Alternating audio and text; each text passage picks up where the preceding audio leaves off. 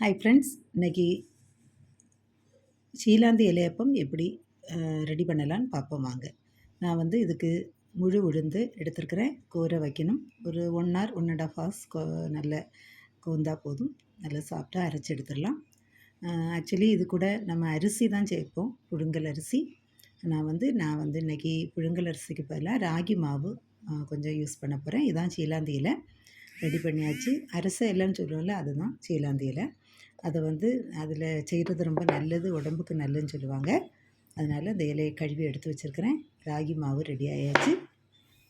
அப்புறம் நம்ம இதுக்கு தேங்காய் நல்லா அரைச்சிட்டு அதை இந்த இலையில் பரத்தி அதில் தேங்காய் வைக்கணும். அப்போ அது தேங்காயும் ரெடி ஆயாச்சு. இனி சின்ன ஒரு இட்லி குட்டுவோம்.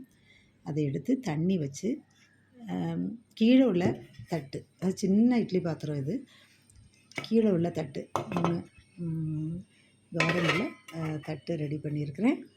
அதுக்கு மேலே நம்ம அந்த இது மாவை பரத்தி கோகோனட் எல்லாம் வச்சு நம்ம ரெடி பண்ண போகிறோம். மாவு ரெடி ஆயாச்சு.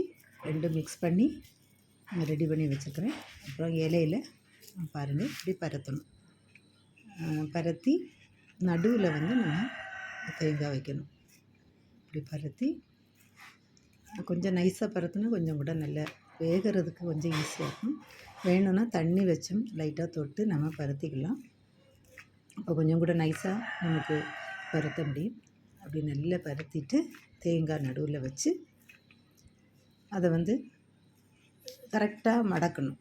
அந்த நெட்டு எடுத்துட்டேன். பார்த்திங்களா, அந்த இலையில் உள்ள காம்பு எடுத்தாச்சு, தேங்காய் வச்சாச்சு. அதை நைஸாக மடக்கி நம்ம இட்லி குட்டுற தட்டுக்குள்ளே வைக்க போகிறோம். இல்லை மடக்கியாச்சு. இது போல் ஒரு 7-8 தான் நான் மேக்ஸிமம் செய்கிறேன். அது எங்களுக்கு போதுமானது. இதே போல் எல்லாமே ரெடி பண்ணி வச்சுட்டு அதுக்கப்புறம் நம்ம அடுப்பில் வைக்கிறோம். பாருங்கள், எல்லாம் ரெடி பண்ணி வச்சாச்சு. இனி அடுப்பில் வச்சு கேஸ் ஆன் பண்ணி இதை அடைச்சி வச்சிடணும். மூடி போட்டு கொஞ்சம் நல்லா வேகணும். எப்படியும் ஒரு 1/2 hour இது வேக வேண்டி வரும்.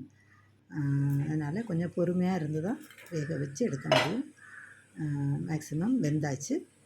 நான் ஜஸ்ட்டு அதை எப்படி வெந்திருக்குன்னு பார்க்குறதுக்கு வேண்டி ஜஸ்ட்டு ஓப்பன் பண்ணி பார்த்தேன். நல்லா வெந்திருந்தது. இதுதான் சீலாந்தி இலையப்பம். ரொம்ப ஹெல்த்தி, ப்ரோட்டீன் ரிச், அயன் உளுந்து இருக்கனால அது ஹெல்த்தி. நமக்கு மார்னிங் பிரேக்ஃபாஸ்ட்டுக்கு ரொம்ப நல்லது. லைக் பண்ணுங்கள், பிடிச்சா ஷேர் பண்ணுங்கள்.